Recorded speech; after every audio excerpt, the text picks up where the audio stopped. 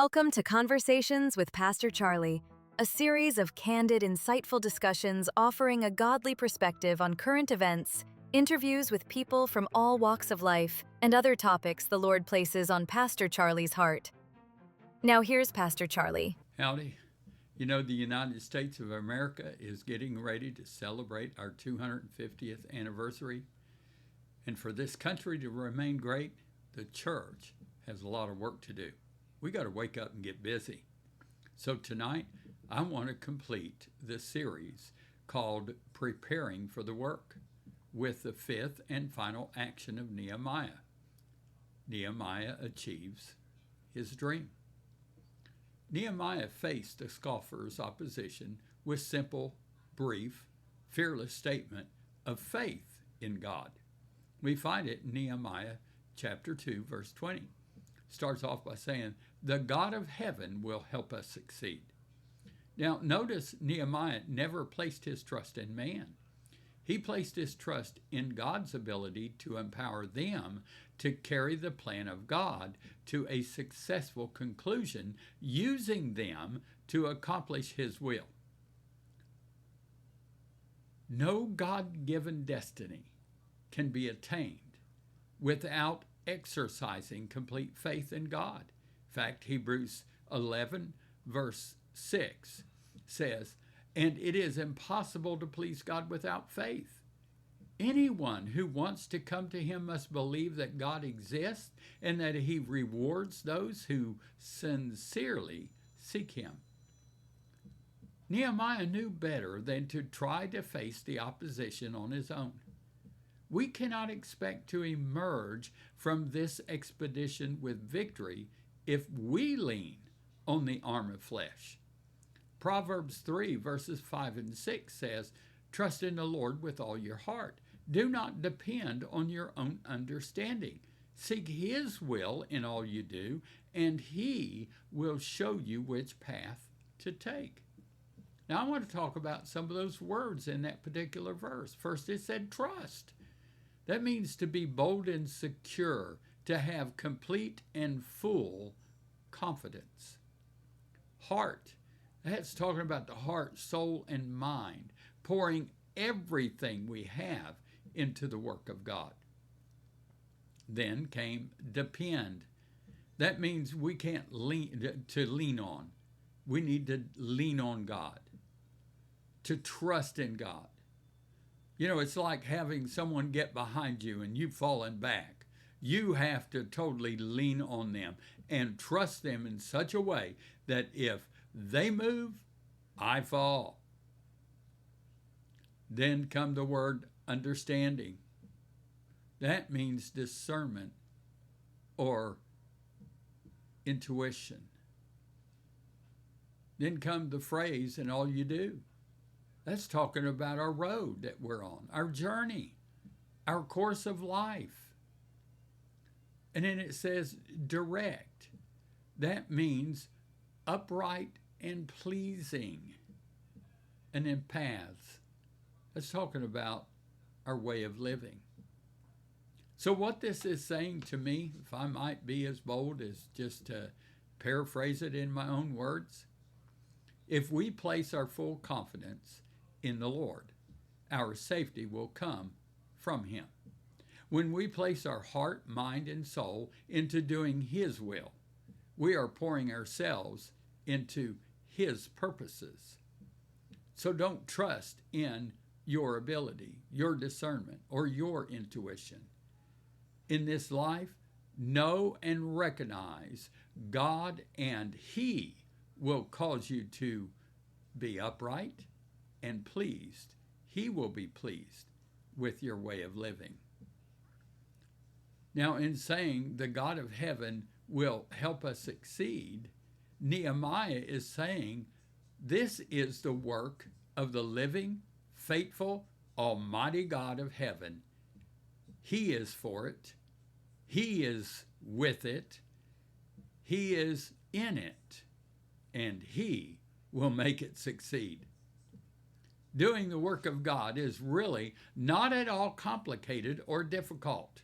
All we must do is to establish whether this is our work or God's work. Once we determine what we are attempting to do is the work of God, all we have to do is do His work. He will give the success. Nehemiah also declares the truth about himself and his co-workers. We also find that in verse 20 of chapter 2 of Nehemiah. Nehemiah says, I replied, the God of heaven will help us succeed. We, His servants, will start rebuilding this wall. But you have no share, legal right, or historic claim in Jerusalem. Now, Nehemiah is saying, we are His servants. We are doing His business. We will go on.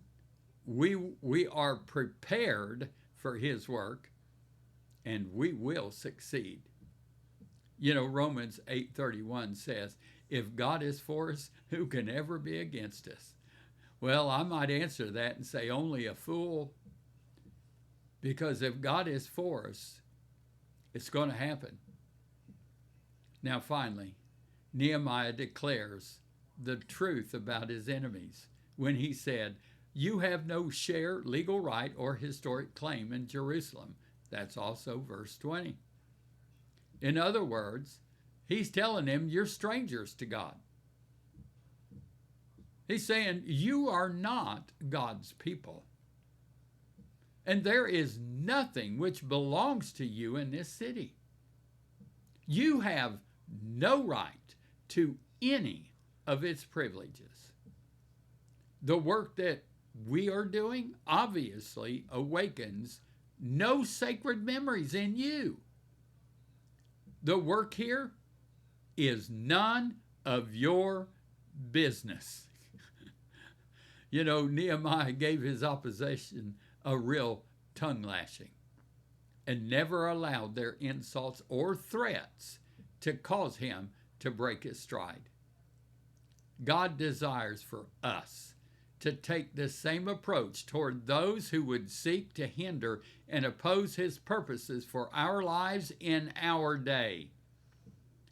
Because of stiff opposition, Nehemiah finally put a weapon in one hand of his workers and a tool in the other. Nehemiah 4:18 says, all the builders had a sword belted to their side. The trumpeters stayed with me to sound the alarm. So he put a tool pouch on one side and a sword on the other. He had someone in the congregation be ready to blow reveille on the trumpet at the appropriate time. You know, he took drastic measures to ensure the success of the work. He prepared for the work. Even though God was helping them, they had to do their part in preparation for the work. Now, if they had to do the work, that's telling us we have work to do. Nehemiah 6:15 says, so on October 2nd, the wall was finished, just 52 days after we had begun. Verse 1 of chapter 7 goes on to say, after the wall was finished, and I had set up the doors and the gates, the gatekeepers, singers, and Levites were appointed. You know, because the coming of the Lord is so very close, I think this is an on-time word from the Lord. And I feel very compelled to ask, do you have a heart to do the work? Do you? Only time will reveal the truth, the real truth, because your attitude and aptitude will be proven through your actions over the long haul. We've got a lot of work to do. It's time that the church wake up, stand up, and get busy. Winston Churchill said, success is never final. Failure is never fatal. Courage is what counts. Nehemiah finished his work, and we, the church, must, and I believe will, finish ours. God bless. Jesus is coming soon. Are you ready to meet him face to face? Are your family and friends ready to meet him face to face? Please be ready. Then help others get ready. God bless.